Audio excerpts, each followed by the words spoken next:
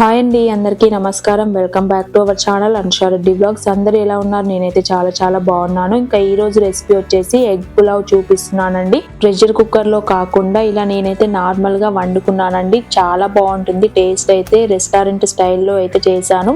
ఇంకా మనం తింటూ ఉంటే చాలా జ్యూసీగా ఎమ్మీగా కూడా ఉంటుంది. మరి అది ఎలా ప్రిపేర్ చేసుకోవాలో చూద్దాం. అంతకంటే ముందు ఫస్ట్ టైం కనుక నా ఛానల్ ఎవరైనా ఫాలో అయినట్లయితే సబ్స్క్రైబ్ చేసుకోండి. ఇక్కడ నేనైతే ఒక 4 ఎగ్స్ తీసుకొని ఉడకబెట్టుకున్నాను.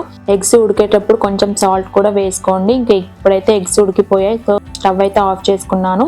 అంతలోపైతే ఆనియన్స్ కూడా కట్ చేసుకున్నానండి. మళ్ళీ స్టవ్ ఆన్ చేసుకొని ఒక కడాయి పెట్టుకొని ఆయిల్ అయితే వేసుకున్నాను. కొంచెం ఆయిల్ ఎక్కువనే వేసుకోవాలి, ఎందుకంటే ఆనియన్స్ అన్ని కూడా బాగా ఫ్రై అయిపోవాలి. ఫ్రైడ్ ఆనియన్స్ కి మాత్రం ఇలా పొడుగ్గా కట్ చేసుకోవాలి. ఆనియన్స్ అన్ని కూడా గోల్డెన్ బ్రౌన్ వచ్చే వరకు వేయించుకోవాలి. లో ఫ్లేమ్ మీద పెట్టి వేయించుకుంటేనే మనకి బాగా మాడిపోకుండా వస్తాయి. సో ఇక్కడ నేనైతే గోల్డెన్ బ్రౌన్ వచ్చిన తర్వాత ఒక కప్లోకి అయితే తీసుకున్నాను. ఈ ఎగ్ పులావ్ నార్మల్ రైస్ తో కూడా చేసుకోవచ్చు. నేను ఇక్కడైతే బాస్మతి రైస్ అయితే వాడుతున్నాను. ఇక్కడ ఒక గ్లాస్ మీద కొన్ని రైస్ అయితే వేసుకున్నాను.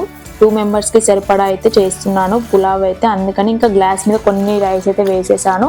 ఇప్పుడు ఒక 2 టైమ్స్ నార్మల్ గా వాష్ అయితే చేసుకోవాలి. బాగానైతే కలపకూడదు. సో నార్మల్ గా ఇక్కడ నేను చూపించిన విధంగా వాష్ చేసుకొని మళ్ళీ కొన్ని వాటర్ పెట్టి మూత పెట్టేస్తున్నాను. ఒక హాఫ్ అన్ అవర్ నానితే సరిపోతుంది. ఇప్పుడు అదే కడాయిలో పొట్టు తీసిన ఎగ్స్ కూడా వేసుకొని కొంచెం ఫ్రై చేసుకోవాలి. నేను ఇక్కడ ఎగ్స్ పొట్టు తీస్తుంటే ఒకటైతే బ్రేక్ అయిపోయింది. సో వైట్ అయితే ఇంకా వేయించుకుంటున్నాను. పసుపు, కారం, సాల్ట్ అయితే వేసుకున్నాను. త్వరగా అయితే కలపకూడదు. ఇలా నేను చూపించిన విధంగా అనుకుంటే సరిపోతుందండి. ఎగ్స్ ఇలా ఫ్రై చేసుకోవడం వల్ల ఇంకా చప్పగా కూడా ఉండవు. పులావ్లోకి అయితే చాలా బాగా ఉంటాయి. సో ఇక్కడైతే వేగిపోయిన తర్వాత ఒక ప్లేట్లోకి అయితే తీసుకుంటున్నాను. గ్రేవీ కోసం ఒక మిక్సీ జార్ తీసుకొని గుప్పెడు పుదీనా, కొత్తిమీర, అలాగే ఫ్రై చేసుకున్న ఫ్రైడ్ ఆనియన్స్ కూడా వేసుకుంటున్నాను. పచ్చిమిర్చి కూడా వేసుకోవాలి 5 to 6 వరకు. ఇక్కడ నేనైతే కారం ఎక్కువ వేయట్లేదు, అందుకని పచ్చిమిర్చి అయితే వేస్తున్నాను. 2 అయితే టమాటోస్ కూడా తీసుకొని ఇలా పొడుగ్గా కట్ చేసుకున్నాను. నానబెట్టుకున్న 5 to 6 వరకు అయితే జీడిపప్పు కూడా వేసుకుంటున్నాను. మీ దగ్గర ఒకవేళ జీడిపప్పు లేకపోతే స్కిప్ చేసుకోవచ్చు. ఇక్కడ ఫ్రెష్గా దంచి పెట్టుకున్న అల్లం వెల్లుల్లి పేస్ట్, అలాగే ఒక 3 to 4 వరకు అయితే గార్లిక్ కూడా వేసుకొని మిక్సీ పట్టుకుంటున్నాను.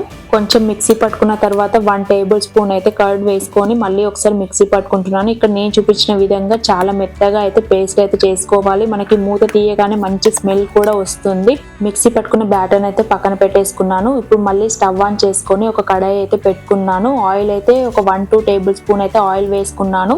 ఏ బిర్యానీ చేసినా పులావ్ చేసినా కంపల్సరీగా నెయ్యి లేకపోతే టేస్ట్ అయితే అస్సలు బాగోదు. నెయ్యి కూడా 1/2 టేబుల్ స్పూన్ వేసుకున్నాను. బాగా హీట్ అయిన తర్వాత దాల్చిన చెక్క, లవంగాలు, బిర్యానీ ఆకు, అలాగే పచ్చిమిర్చి, సన్నగా కట్ చేసి పెట్టుకున్న ఆనియన్స్ కూడా వేసుకొని ఒక్కసారి ఫ్రై చేసుకోవాలి. బాగా ఫ్రై అయిపోయిన తర్వాత ముందుగా నేనైతే ఇక్కడ ఫ్రై చేసుకున్న ఆనియన్స్ కూడా కొన్ని అయితే తీసి పెట్టుకున్నాను. అవి కూడా వేసుకొని కలుపుకోవాలి. సాల్ట్ అయితే వేసుకున్నాను, త్వరగా అయితే వేగిపోతాయి. ఇప్పుడు ముందుగా ప్రిపేర్ చేసుకున్న పేస్ట్ కూడా వేసుకొని ఒక్కసారి కలుపుకోవాలి. మనం అన్ని కూడా పచ్చివే వేసాం కాబట్టి పచ్చివాసన అంతా పోయే వరకు అయితే ఫ్రై చేసుకోవాలి. లో ఫ్లేమ్ మీద పెట్టి మాత్రమే వేయించుకుంటే సరిపోతుంది.